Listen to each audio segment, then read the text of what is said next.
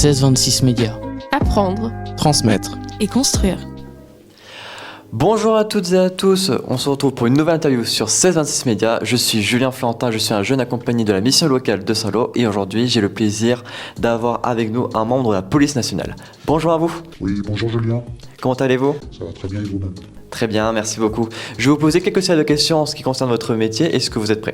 Bien sûr. Alors première question, déjà, est-ce que vous pouvez vous présenter ? Je suis dans la police nationale depuis 24 ans et j'ai effectué beaucoup de missions par rapport à mon métier. Qu'est-ce qui a le plus évolué ces dernières années dans votre métier secteur, techno, organisation, relations, clients, réglementation ? Alors, on peut remarquer une grosse évolution de la délinquance. La délinquance, on a une grosse délinquance accrue. On pourra évoluer aussi les comportements. Donc moi, c'est ma spécificité, c'est les comportements routiers, par exemple. Ça peut être les comportements liés à la consommation d'alcool, à la consommation des stupéfiants. Et puis, on pourra également remarquer que les gens n'hésitent plus à se confronter à la police, par exemple. Très bien. Quel outil, machine ou logiciel incontournable faut-il savoir utiliser et comment s'y familiariser rapidement ? Alors nous, on a été beaucoup sollicités au sein des commissariats. En gros, il y a quelques années, on partait en formation, on allait sur des sites prédéfinis. Maintenant, on se forme informatiquement, c'est-à-dire qu'on se forme à partir de logiciels via l'académie de police. Et du coup, on peut passer tout un tas de formations. Très bien. Quelle a été votre plus grosse difficulté et comment vous l'avez dépassée ?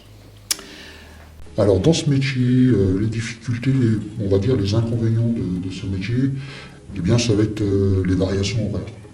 Donc on a un métier où on est confronté aux variations horaires, c'est-à-dire qu'on va travailler au gré des...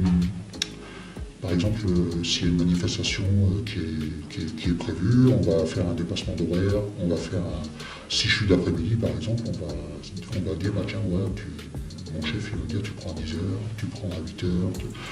Voilà. Au niveau familial, il faut vraiment s'organiser. Il faut avoir une bonne santé physique aussi, une bonne santé mentale. Et puis il faut vraiment être disponible dans ce métier. Et je pourrais rajouter aussi qu'on est confronté également à la mesure sociale. Mais c'est vrai que dans le monde d'aujourd'hui, c'est beaucoup plus compliqué de gérer votre métier avec tout ce qui se passe. Tout à fait. Comment un jeune peut-il prouver sa motivation avant même d'avoir de l'expérience ? Alors je vais commencer par quelques mots. Les qualités, on va dire, ce sont des qualités requises. Un bon fonctionnaire de police, ça va commencer par l'honnêteté déjà. Parce que voilà, on rentre dans une institution, il faut être diplomate, il faut avoir cette faculté d'adaptation, une maîtrise de soi.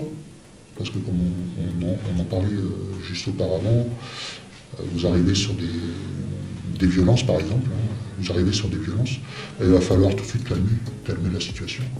Et il ne va pas falloir justement envenimer cette situation. Donc on va calmer les choses, on va plus ou moins séparer les personnes qui sont confrontés à cette violence.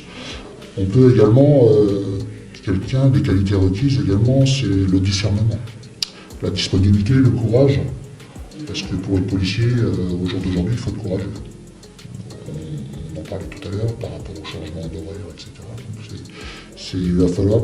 Et on va aussi préciser une aisance rédactionnelle. Donc ça, c'est apprécié aussi chez nous. Quelle formation, diplôme, titre ou certificat ouvre le plus de portes pour entrer dans ce métier ? Eh bien, je commencerai par le niveau bac. Simplement, niveau bac, vous avez un niveau bac en études normales et vous pouvez entrer en tant que gardien de la paix. Donc là, on ouvre déjà les portes. On peut aussi être embauché dans la police sans diplôme. Donc, c'est-à-dire ce sont les PA, les policiers auxiliaires. Et du coup, on vous donne un contrat de 6 ans. Et pendant ces 6 ans, en fait, vous avez une formation continue et vous pouvez passer le concours de gardien de la paix. Ok, très bien. Et pour terminer, par quel canot recrutez-vous le plus souvent ? On a plusieurs canaux, effectivement, vous l'avez énoncé à l'instant.